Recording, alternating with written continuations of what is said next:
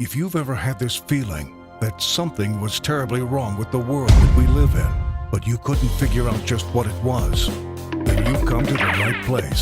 Secret societies, mystery religions, and the Illuminati have been controlling our reality since the beginning of time. But not anymore, because there is an awakening happening, and you are about to become a part of it. Wake up, because this is a call for an uprising. This is a call for an uprising. Welcome to today's show.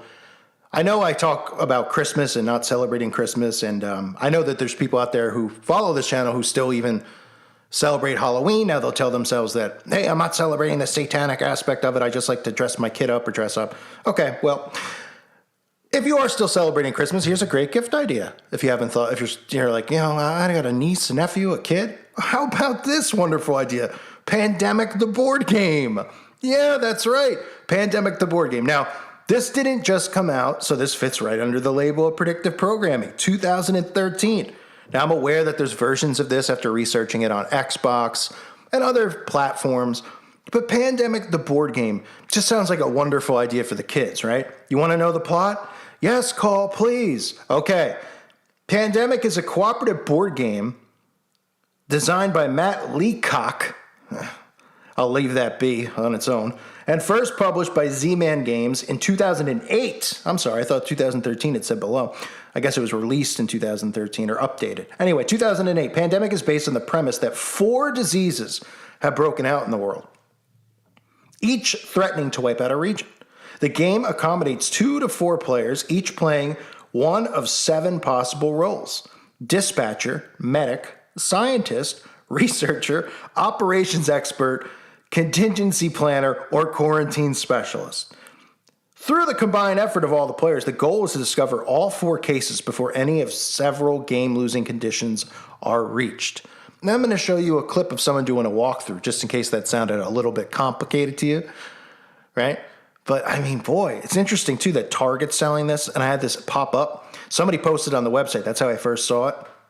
But I'm seeing it too with the Black Friday stuff popping up. Like if you go on Amazon or go anywhere, they're actually pushing and promoting this, and people are like doing videos on YouTube about it. Like not going predictive programming, going cool. Wait, we can stop it. We can stop it from. I mean, just insane stuff.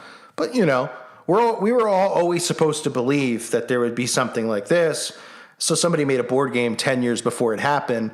And, because 100 years ago, people were talking about what would happen if this occurred. Of course not. This is all through predictive programming. That's why board games like this exist and why movies like Contagion and all the other stuff, Outbreak, exist. Here's a little walkthrough of the game.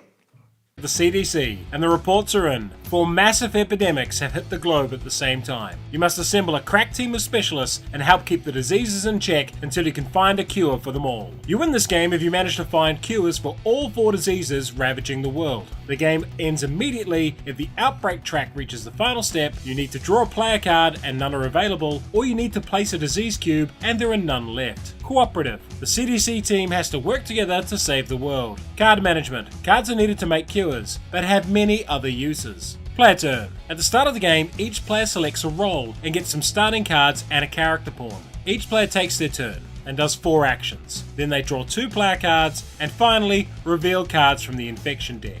Actions can be done multiple times if desired and include moving from one space to an adjacent one, removing a disease cube. Some actions need a city card to be spent to do so. Those include flying to that city from any space on the board, building a research station there, or trading that card to another player. You can move between research stations as if they were adjacent. But the main purpose of research stations is to find cures. While at a research station, if you have 5 cards of the same color, you can spend those to discover a cure. Cured diseases are easier to remove from the board as well. Once all 4 of your actions are done, you draw 2 player cards. If one of those is an epidemic, bad stuff happens. Advance the infection marker 1 step, pull a card from the bottom of the infection deck, and place 3 cubes in its location. Place it in the discard pile, shuffle it, and place all of those cards on top of the infection deck. The final part of your turn will be to reveal as many infection cards as the infection marker says and place one cube in each of those locations. If you would ever have to place a fourth cube in a city, there is an outbreak. Place a cube in every adjacent space and advance the outbreak marker. 3 expansions: Pandemic on the Brink, Pandemic in the Lab, and Pandemic State of Emergency. Let's see, where are we at right now? Pandemic on the Brink, Pandemic in the Lab, Pandemic State of Emergency, or no I wonder if during the game we actually hit Event 201. Sorry, I got jokes. Yeah. Maybe we could go to Event 201 before all of it breaks out. Is that how the game goes? You're like, oh, there's 4 diseases breaking out, but first let's go to Event 201 right before it all goes down. And we could all figure out how it all started. That would be my board game, personally. So, Pandemic State of Emergency, co-designed by Matt Leacock. Again, I'm reading right from the horse's rear end here. Each adds several new roles and special events, as well as rule adjustments that allow 5th player or to play in teams. Of course, you saw during that clip, they even mentioned the CDC, which is wonderful that they're getting in there. I wonder if Dr. F's in the game, probably. Pandemic is considered one of the most successful cooperative games that has reached mainstream market sales. Like I said, at Target, ready for you to buy, folks. Just keep desensitizing people with this stuff so it's just more and more normal and nobody thinks that anything suspicious is going on. That's how they work, right? Pandemic is considered one of the most, I read that part, successful cooperative games, blah, blah, blah, condensing the deep strategy offered by earlier cooperative games like Arkham Horror into a game that can be played with a blah, blah, blah. Aside from expansions, several spin-offs, okay? Well, I was just reading further. I wanted to see if, let me guess, does it all end? Does somebody comes up with a potion, right? To stop it from happening? That would make perfect sense. Then it would really, you know what I mean? Right? They say the game consists of a game board representing a network connecting 48 cities on a world map, 2 decks of cards, 6 research stations, and the start of the game, infection cards, are randomly drawn to populate the board with infections from 1 to 3 queues for a number of cities. Players start at Atlanta, the home of the Center for Disease Control, and are given a random roll and a number of player cards based on the number of players. On their turn, a player could take up to 4 actions consisting of any combination of the 8 possible actions. After taking their action, the player draws 2 player cards, reducing their hand down to 7 cards if necessary. Okay, I guess none of you really need to know any of this nonsense. But the point being, here's a game that was reduced.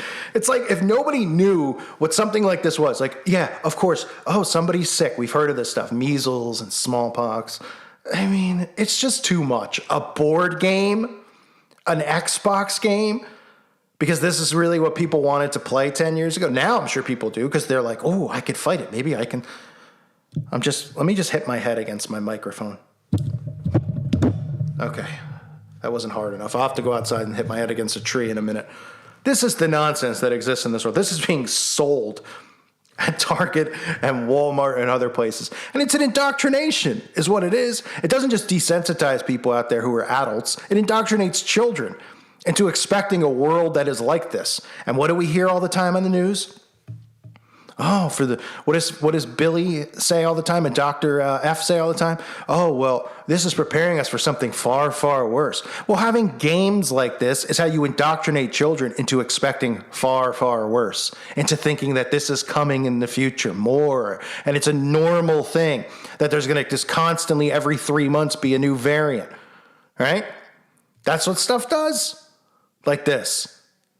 Movies, games, anything to indoctrinate to make it normal instead of going, this is a little suspicious. I'm starting to get suspicious of what's happening. Nope. They just keep pumping it and pumping it and pumping it. And it doesn't stop because it's not going to stop. Because the fact of the matter is the mutation needs to happen for them.